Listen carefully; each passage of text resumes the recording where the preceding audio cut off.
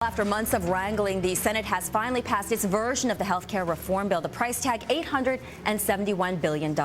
Let's break it down here and look at the winners and losers with one of Wall Street's veteran drug analysts, Jeffrey Kraws, CEO of Crystal Research. We've also got our Lizzie O'Leary in Washington with us, who's been covering the Senate vote. So welcome to both of you.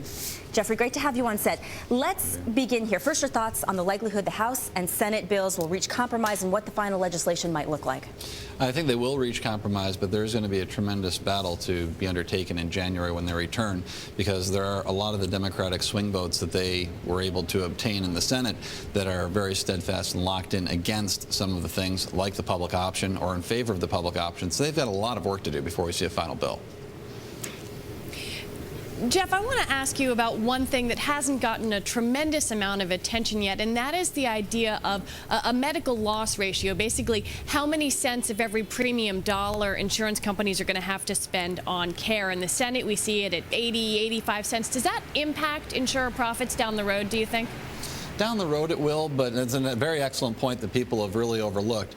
Down the road it definitely will have an impact, but right now the insurance companies are rallying in the marketplace because the people who are going to enter this new market, 31 million people, some of them have got health issues, a lot of them don't. Yes, pre-existing conditions will come into play, but for you, the normal American who has health care coverage right now, your insurance rates are going to go up and your insurance rates are going to go up dramatically. So the government's not only going to get this from tax dollars, they're also going to get this from raising the premiums on the healthy people. So at the end of the day, do the health insurers stand to gain or lose? Oh, and they stand to gain. That's why their stocks are rallying. At the end of the day, they're going to gain a lot, and it's unfortunate because you wanted the public option in there to be able to compete against them, and right now it's not. And I think that's going to be one of the biggest battles when they return in January. Insurance companies right now have got a free ticket. Yes, they're going to pick up 31 million people, and yes, there's going to be no pre-existing conditions, but if you're a healthy American right now, this is bad news for you because your health care premiums are going up, your tax dollars are going up big time.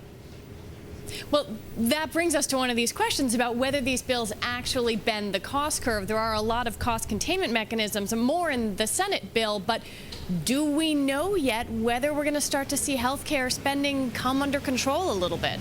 I don't think you're going to see healthcare spending come under control at all. You've got the rapidly aging baby boomer population, which is already out there. You spent the most on healthcare in your last years of your life. That percentage of the population is going to ramp up dramatically. You've got 12.6 million people in the past 3 years who are denied coverage because of pre-existing conditions. That's certainly going to have an impact going up. And for the doctors, you have a hard time finding a doctor who likes this. The American Medical Association endorsed it. But if you talk to doctors, our survey says 8 out of 10 doctors do not like this at all. All of a sudden, you've got this condition, cancer, and the doctor's being given why to treat you for cancer. Well, is that doctor getting $300 or $500 per patient going to be more incentivized or less incentivized to spend time with you when he's got more patients coming through? The patient care quality goes down. Jeff, how much is this baby going to cost? You've got $1 trillion in the House, $871 billion in the Senate.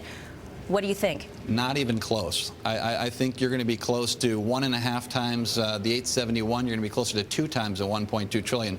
This is the kitchen gone out of control. As you get people utilizing more health care, unfortunately, the costs are going to go up, and you're not going to see the long-term benefits for a long period of time. And basically, this is going to be like the kitchen remodeling job. It's going to be far more expensive and take a lot more time than anybody thinks. And if you've got health care insurance now, great, but the bad news is your premiums are going to go up a lot. If you're a taxpayer now, bad news is your taxes are going to go up a lot, and it's just not good news.